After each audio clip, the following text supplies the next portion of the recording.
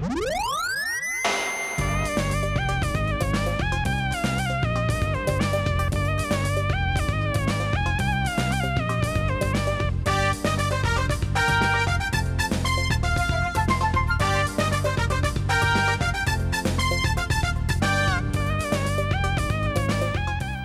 সপ্তাহ ঘুরতেই চলে এসেছি এনটিভির পর্দায়, সাথে নিয়ে প্রাণমেল ক্যান্টি কুইজ শো জানার আছে বলার আছে। তোমাদের সাথে আছি আমি এশা। বন্ধুরা, আজকের আয়োজনের শুরুতেই তোমাদেরকে জানিয়ে দেব জর্জ হ্যারিসন সম্পর্কে কিছু তথ্য। জনপ্রিয় গায়ক ও গিটারিস্ট জর্জ হ্যারিসনের জন্ম ইংল্যান্ডের লিভারপুলে। দ্য বিটলস ব্যান্ডের বিখ্যাত এই শিল্পী সঙ্গীত পরিচালনার পাশাপাশি চলচ্চিত্র প্রযোজনাও করেছেন। 1971 সালের 1 আগস্ট পণ্ডিত রবি শঙ্করের অনুরোধে যুক্তরাষ্ট্রের নিউ ইয়র্ক শহরে আয়োজিত কনসার্ট ফর বাংলাদেশে গান করেছিলেন তিনি। কনসার্ট থেকে সংগৃহীত অর্থ বাংলাদেশের উদ্বাস্তুদের উন্নয়নে ব্যয় করা হয়েছিল।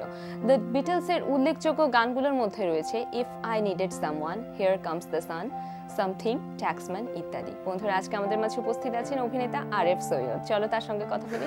কেমন আছেন ভাইয়া? ভালো, থ্যাংক ইউ সো মাচ। আমরা আপনাকে শুরুতেই স্বাগত জানাই আমাদের আয়োজনে। কেমন লাগছে আজকে বাচ্চাদের আয়োজনে এসে?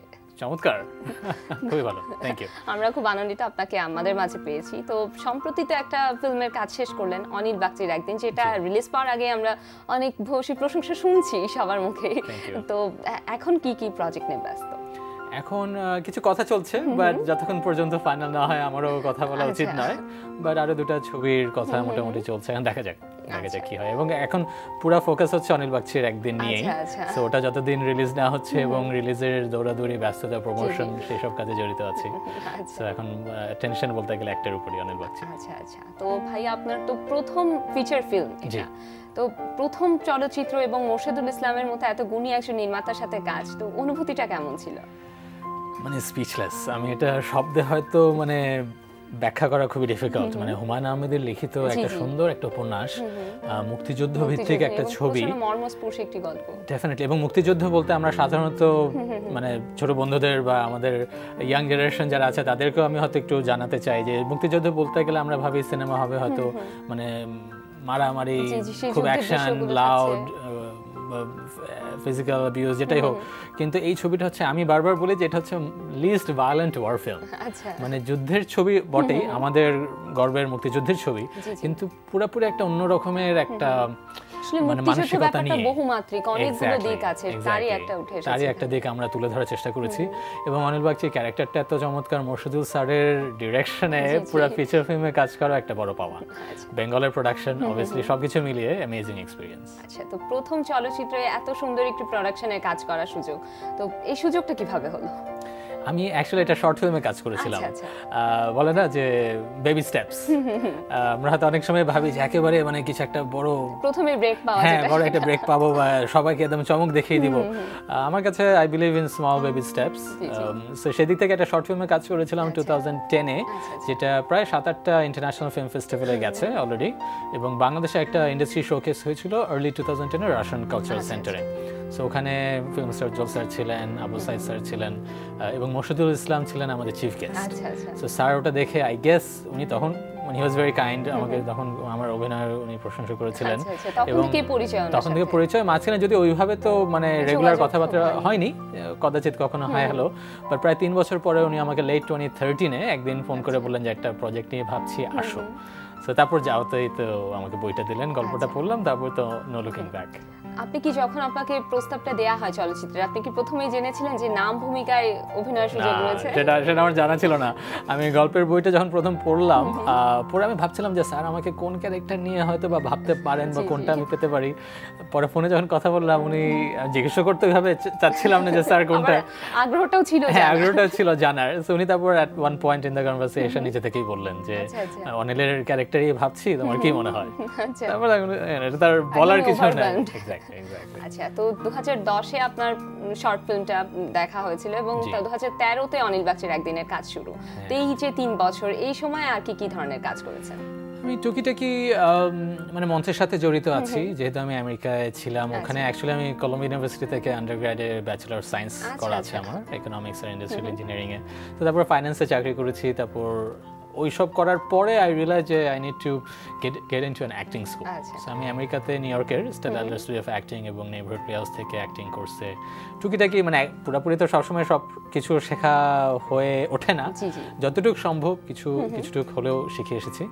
আর তারপর বাংলাদেশে এসে যেটা বললেন মাঝখানে 3 বছর তো মঞ্চের সাথে জড়িত ছিলাম, টিভিতেও টুকিটাকি কাজ করা হয়েছে, হ্যাঁ ভিজুয়ালেও টুকিটাকি মানে ছোটখাটো নাটক করেছিলাম, টিভিসি করা হয়েছে, এই তো সব কিছু মিলে। আমরা আপনার অভিনয় শেখা, অভিনয় আসার গল্প আরো শুনবো, তবে এই মুহূর্তে একজন বন্ধু অপেক্ষা করে আছে। শিওর।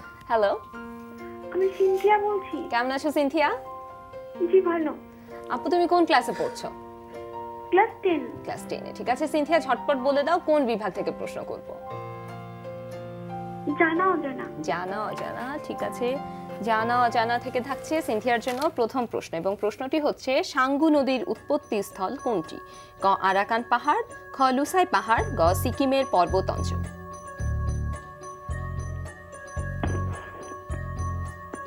সিকিমের পর্বত অঞ্চল। গ সিকিমের পর্বত অঞ্চল নিলাম, কিন্তু আপু উত্তরটি হলো না, সঠিক উত্তর ছিল ক আরাকান পাহাড়। মায়ানমার বাংলাদেশ সীমানার আরাকান পাহাড় হচ্ছে সাঙ্গু নদীর উৎপত্তি স্থল। আরো একজন বন্ধু আছে। হ্যালো। হ্যালো। হ্যালো, কে বলছো? আমি অপূর্ব। অপূর্ব, কেমন আছো তুমি? ভালো আছি। অপূর্ব কোন ক্লাসে পড়ছো? ক্লাস 9। ক্লাস 9, ঠিক আছে। ভাইয়া ঝটপট বলে দাও কোন বিভাগ থেকে প্রশ্ন করব? ভাষা ও ব্যাকরণ। ভাষা ও ব্যাকরণ, ঠিক আছে। ভাষা ও ব্যাকরণ থেকে থাকছে অপূর্বর জন্য প্রথম প্রশ্ন, এবং প্রশ্নটি হচ্ছে বাংলা সমষ্টিবোধক শব্দগুলোর বেশিরভাগ এসেছে ক হিন্দি থেকে, খ সংস্কৃত থেকে, ক প্রাকৃত থেকে। গ প্রাকৃত থেকে। গ প্রাকৃত থেকে নিলাম, কিন্তু ভাইয়া উত্তরটি হলো না, সঠিক উত্তর ছিল খ সংস্কৃত থেকে। ভাই আবার আপনার কাছে ফিরছি। তো আপনি বলছিলেন যে আপনার আন্ডারগ্র্যাড ছিল ব্যাচেলর অফ সায়েন্সে, এবং ইন্ডাস্ট্রিয়াল ইঞ্জিনিয়ারিং এবং ইকোনমিক্স দুটো খুব খটমটা কঠিন বিষয়। তো সেখান থেকে অ্যাক্টিং এ আসার চিন্তা ভাবনাটা কিভাবে এলো? বলতে গেলে গ্র্যাজুয়াল, ওইভাবে মানে মেজর সিদ্ধান্ত নিয়েও না, আবার একেবারে অজান্তেও না। তো আমি যেটা বলছিলাম, আমি গ্র্যাজুয়েশনের পরে আমি ইঞ্জিনিয়ারিং এ পাশ করা, আমার ইঞ্জিনিয়ারিং এর পরে আমি ফাইন্যান্স ইনভেস্টমেন্ট ব্যাংকিং এ চাকরি করেছি। ভাই আমরা উত্তরটা নিব একটা ছোট্ট বিরতির পর। বন্ধুরা, সময় হচ্ছে একটা ছোট্ট বিরতিতে যাবার, কোথাও যেও না, আমাদের সাথেই থেকো।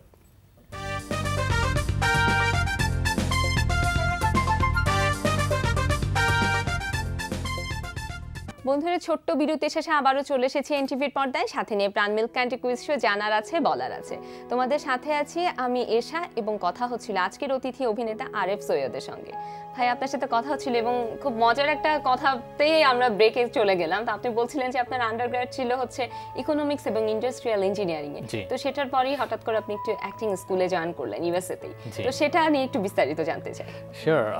আমি কলম্বিয়া ইউনিভার্সিটি থেকে পাশ করার পর 1-2 বছর ইনভেস্টমেন্ট ব্যাংকিং এ চাকরি করলাম। তারপরে শখের অনুযায়ী একটা ইচ্ছাও ছিল, সবকিছু মিলে আমি পার্ট টাইম কিছু কোর্স নেওয়া জাস্ট অ্যাজ এ হবি প্রথমে শুরু করলাম। সো যেটা হচ্ছে Stella Adler studio of acting.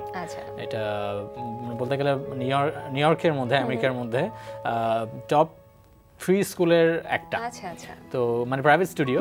So ওখানে আমি পরে প্রথমে কোর্স নেওয়ার পরে ভালো লাগলো, তখন মনে হলো যে না, এটা full time why not.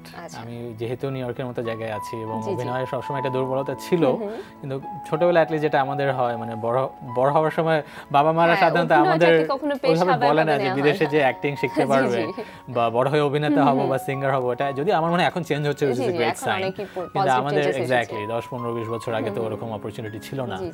So সেই দিক থেকে আমি তখন ভাবলাম যে না, আমি যেহেতু নিউ ইয়র্কে আছি, আমি অ্যাক্টিং স্কুলে যাই, শেখার শেষ নেই, সো অ্যাট লিস্ট বেসিক্স যতটুকু শিখতে পারি। আপনি কত বছরের কোর্স করেছেন? এখানে আমি 2 ইয়ার একটা কোর্সে আমি জয়েন ছিলাম, এবং তাছাড়াও স্টেলা অ্যাডলার স্টুডিও, যেখানে মার্লন ব্র্যান্ডো অ্যাকচুয়ালি উনি প্রশিক্ষণ নিয়েছিলেন 1950-60s এ। সো সেটা পাশাপাশি আমি নেইবারহুড প্লেহাউস, ওটাও খুবই নামকরা, ফরচুনেট এনাফ যে ওটাও একটা খুবই নামকরা স্কুল, অ্যাক্টিং স্কুল। আচ্ছা, তো আপনি অ্যাক্টিং স্কুলে বেশ অনেকগুলো অ্যাক্টিং স্কুলে ছিলেন এবং অনেক দিন শিখেছেন। তো সেখানে কি ইউএসএ তেও কি কোনো প্রোডাকশনে কাজ করেছেন? হ্যাঁ, থিয়েটার অফ অর ব্রডওয়েতে, which was mostly for fun। মানে ওরকম সিরিয়াস লেভেলে যে প্রফেশনাল লেভেলের কিছু তা ঠিক না, বাট কিন্তু ডেফিনেটলি বিগিনিং ওখান থেকেই, মানে মঞ্চের সাথে যে প্রেম বা মঞ্চে কাজ করার যে একটা অভিজ্ঞতা, বলতে গেলে ওখান থেকেই শুরু। আচ্ছা, তো দীর্ঘ সময় আপনি যুক্তরাষ্ট্রে থেকেছেন এবং তারপর বাংলাদেশে ফিরে আসা, এবং বাংলাদেশে আপনি কোন দলের সাথে যুক্ত হলেন? আসার পরে আমি প্রথম দিকে জয়েন করেছি বটতলার সাথে। আচ্ছা আচ্ছা। সো বটতলা অবভিয়াসলি এখনো আছে, কিন্তু অত টাইম দিতে পারি না, but I am still obviously there. তো এমনিতে আপনি একজন পেশাগত দিক থেকে আমি যদি বলি আপনি একজন ইঞ্জিনিয়ার এবং অর্থনীতিবিদ, তো দুটোর কম্বিনেশনে হয়তো পরিবারের একটা আশা ছিল যে দুটোর যে কোনো একটাতে নিয়মিত হবেন, তো সেখান থেকে অভিনয়ে নিয়মিত হওয়া, এটা কি পরিবারের সাপোর্ট ছিল? Yes and no. যেটা হয় যে কেউ মানে আমার ফ্যামিলিতে কেউ কখনো বলেনি যেটা করবে না, মানে they never say never, but at the same time হ্যাঁ এটাও বলে যে ঠিক আছে যেহেতু এখন ক্যারিয়ার বিল্ড করতে হবে, মানে মেক শিওর তুমি যেটা করছো সেটা রাইট কিনা। তো ওই ফ্রিডমটা আমার কাছে ছিল বা আছে, যে মানে নিজের ডিসিশনটা বেছে নেওয়ার যে একটা ডিসিশন সেটাও ইম্পর্টেন্ট। সো সেই দিক থেকে আই গট देयर সাপোর্ট। তো বাংলাদেশে এসে বটতলার সাথে যুক্ত হয়েছেন এবং এখনো আছেন, এছাড়া কি আর কোনো বাংলাদেশে এসে কোনো অ্যাক্টিং এর ব্যাপারে কর্মশালায় যোগ দেওয়া বা আর কিছু অ্যাক্টিং স্কুলে জয়েন করার কোনো চিন্তা ভাবনা করেছেন? আমি ভেবেছি, কিন্তু আমাদের এখানে ওরকম আছে এখন, ডেফিনেটলি এখন অ্যাকচুয়ালি বেশি আছে আগের চেয়ে। সো ওইভাবে এখনো কোথাও জয়েন করিনি, বাট সবসময় ট্রেনিং তো একটা ongoing process, on the job training সাথে থাকা হলে একটা হয়ে যায়, সেটা একটা রেগুলার চর্চার মধ্যে এসেই যায়। তাছাড়া মানে যেহেতু আমি টুকিটাকি এখানে কিছু মঞ্চের কাজ করেছি অলরেডি, তো সেটা একটা চর্চার মধ্যে বিভিন্ন ডিরেক্টরদের সাথে কাজ করলেও কিন্তু অনেক কিছু শেখা যায়। অবশ্যই। সো সেটাও আই থিংক আমি কন্টিনিউ করছি এবং করতে চাই। আমরা আপনার আপকামিং ফিল্ম নিয়ে আরো কথা বলবো, তবে এই মুহূর্তে একজন বন্ধু অপেক্ষা করে আছে। হ্যালো আপু, আমি স্বর্ণা, কেমন আছো? জি আপু, ভালো। আপু তুমি কোন ক্লাসে পড়ছো? আপু ক্লাস 10 এ। ক্লাস 10 এ, ঠিক আছে। স্বর্ণা ঝটপট বলে দাও কোন বিভাগ থেকে প্রশ্ন করব? ভাষা ও ব্যাকরণ। ভাষা ও ব্যাকরণ, ঠিক আছে। ভাষা ও ব্যাকরণ থেকে থাকছে স্বর্ণার জন্য প্রথম প্রশ্ন, এবং প্রশ্নটি হচ্ছে বাচ্য কত প্রকার? ক 3 প্রকার, খ 2 প্রকার, গ 5 প্রকার। আপু অপশন ক 3 প্রকার। অপশন ক 3 প্রকার নিলাম, এবং উত্তর একদম সঠিক। অভিনন্দন তোমাকে 500 টাকা সমমূল্যের বইয়ের জন্য। এবার দ্বিতীয় প্রশ্নে যাচ্ছি, কোনটি ধন্যাত্মক দ্বিরুক্তির উদাহরণ? ক টাপুর টুপুর, খ হাড়ে হাড়ে, গ ছটফট।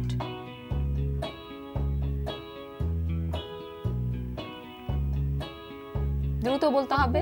অপশন খ হাড়ে হাড়ে। অপশন খ হাড়ে হাড়ে নিলাম, কিন্তু আপু উত্তরটি হলো না, সঠিক উত্তর ছিল ক টাপুর টুপুর। ভাই আমরা কথা বলবো, আরো একজন বন্ধু অপেক্ষা করে আছে। হ্যালো, ওহো লাইনটি কেটে গেছে বন্ধু, তুমি চেষ্টা করতে থাকো।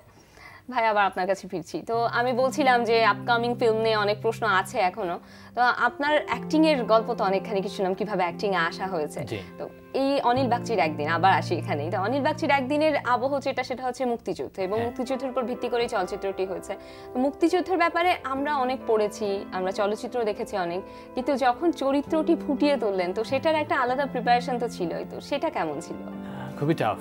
আমি মানে যেহেতু আমার প্রথম ছবি, এবং হুমায়ুন আহমেদ স্যারের লেখা, মোর্শেদুল স্যারের ডিরেকশন, এবং ক্যারেক্টারটা খুবই চমৎকার। মানে ক্যারেক্টার ব্যাপারে একটু যদি আমি কুইকলি বলে দিতে পারি, যে 25 বছরের একজন যুবক হিন্দু ছেলে, সে ঢাকা শহরে ইন্স্যুরেন্স কোম্পানিতে চাকরি করে, এবং সে তার পরিবার মুক্তিযুদ্ধের সময়ের, মুক্তিযুদ্ধের একটু আগের ঘটনা 1971-এ একটা দুর্ঘটনা হয়ে যায় তার গ্রামের বাড়িতে, যেখানে তার পরিবারে তার বাবা আছেন, যেটা প্লে করেছেন ইমন ভাই, এবং বড় বোন আছেন played by Jyothika Jyoti. So ওনারা গ্রামে থাকেন, ওনাদের উদ্দেশ্যে যে যাত্রাটা শুরু হয় সেটাই হচ্ছে অনিল বাগচির একদিন। সো খুবই চমৎকার, এবং এই যে আপনি যেটা বললেন যে মানে মুক্তিযুদ্ধের সময়ের একটা এত সুন্দর ক্যারেক্টারকে ফুটিয়ে আনার যে একটা ব্যাপার, I gave all my best. মানে স্ক্রিপ্ট অ্যানালাইসিস থেকে নিয়ে, এবং ক্যারেক্টারটাকে ভাঙা, নিজেকে ভেঙে ক্যারেক্টারের মধ্যে নেওয়া, এবং খুঁটিনাটি details, costume obviously was a big part, যেটা সুমি আপু উনি আমাদের মধ্যে নেই, বাট উনি চমৎকার একটা কাজ করেছেন কস্টিউম নিয়ে। মানে স্যান্ডেল কি পরবো, পকেটের ফাউন্টেন পেনটা কেমন থাকবে, এক্স্যাক্টলি ব্যাগটা কি টাইপের ব্যাগ ক্যারি করবো, সব কিছু মানে এত। এবং কস্টিউম যেদিন আমরা একটা প্রি প্রোডাকশন মিটিং এ একদিন যখন দেখলাম, শুটিং এর 1-2 সপ্তাহ আগে দেখে আমার কাছে মনে হচ্ছে যাক ক্যারেক্টার কমপ্লিট। যেটা ইমোশনাল, যেটা আমি প্রিপারেশন নিয়ে আসবো সেটা তো আছেই, কিন্তু একটা যে বাইরের এক্সটার্নাল যে একটা preparation, it was perfect. So সেই দিক থেকে, এবং আমার অ্যাকচুয়ালি এই ঘটনার জন্য প্রথমবার আমার জীবনে আমি ধুতি পরি। আচ্ছা, এন্ড অ্যাকচুয়ালি ধুতি এমন না যে মানে বানানো রেডিমেড ধুতি আর সামথিং। সো সেটাও একটা ইন্টারেস্টিং এক্সপেরিয়েন্স। আমরা এই গল্পগুলো আরো শুনবো একটা ছোট্ট বিরতির পর। বন্ধুরা সময় হচ্ছে আরো একটা ছোট্ট বিরতিতে যাবার, কোথাও যেও না, আমাদের সাথেই থেকো, কারণ ফিরবো ছবির গ্যালারি নিয়ে।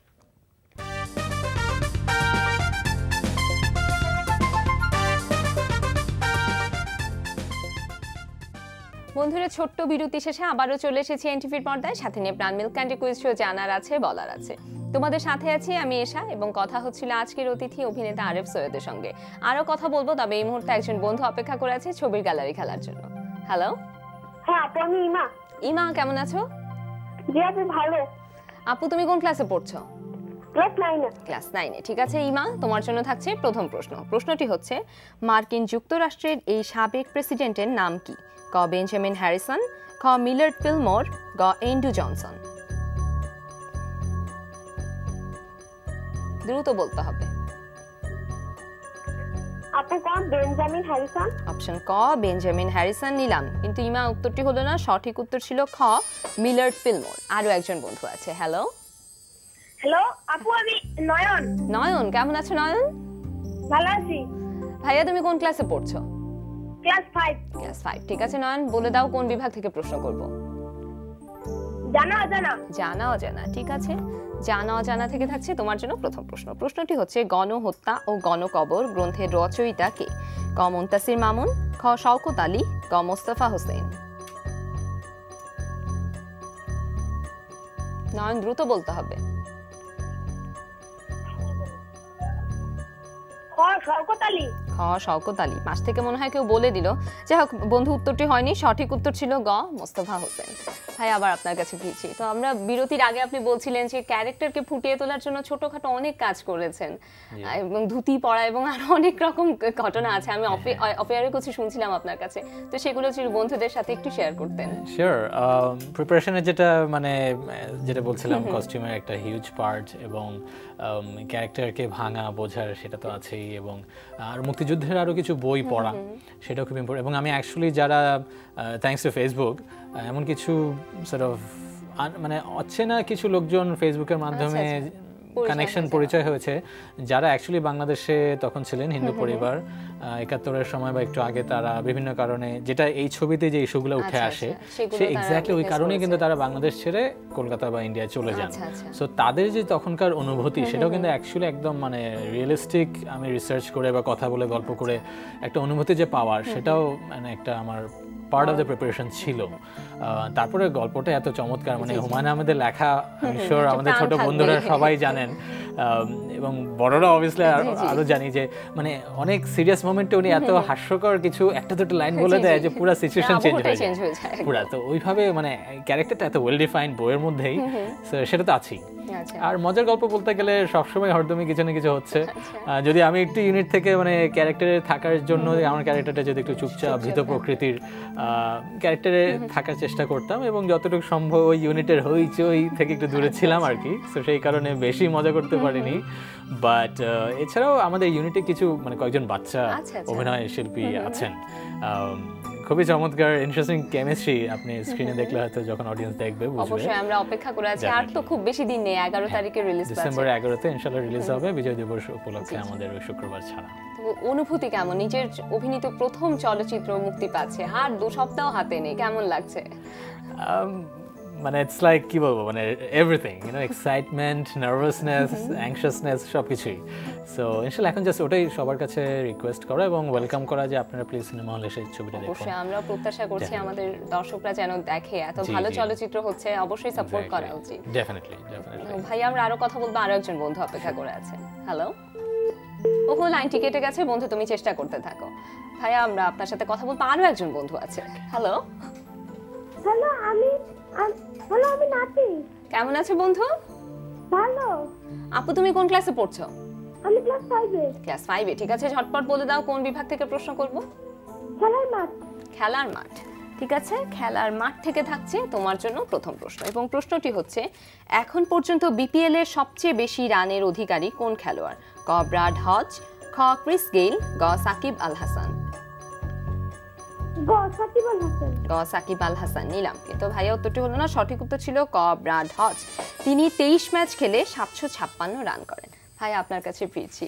তো আমি বলছিলাম যে ভালো একটা চলচ্চিত্রে কাজ করেছেন এবং ভালো একটা চলচ্চিত্র মুক্তি পাচ্ছে সামনে। তো অলরেডি আমরা দেখেছি এই চলচ্চিত্রটি 2টো আন্তর্জাতিক চলচ্চিত্র উৎসবে গিয়েছে, একটি হচ্ছে ব্যাংককে ওয়ার্ল্ড ফিল্ম ফেস্টিভ্যাল এবং একটি শ্রীলঙ্কার কলম্বো ইন্টারন্যাশনাল ফিল্ম ফেস্টিভ্যাল। তো নিজের অভিনীত প্রথম চলচ্চিত্র এরকম আন্তর্জাতিক 2টো চলচ্চিত্র উৎসবে গিয়েছে, এটার অনুভূতিটা কেমন?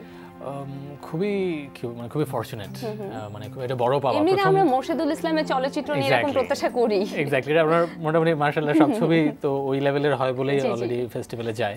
তো এই ছবিও মানে এবং ঘটনাটাও এত চমৎকার যে এটা কিন্তু যাওয়া উচিত এবং আরো শেয়ার করা উচিত। নট জাস্ট আমাদের বাংলাদেশের অডিয়েন্স তো দেখতেই পারবে ডিসেম্বর 11 তারিখ থেকে।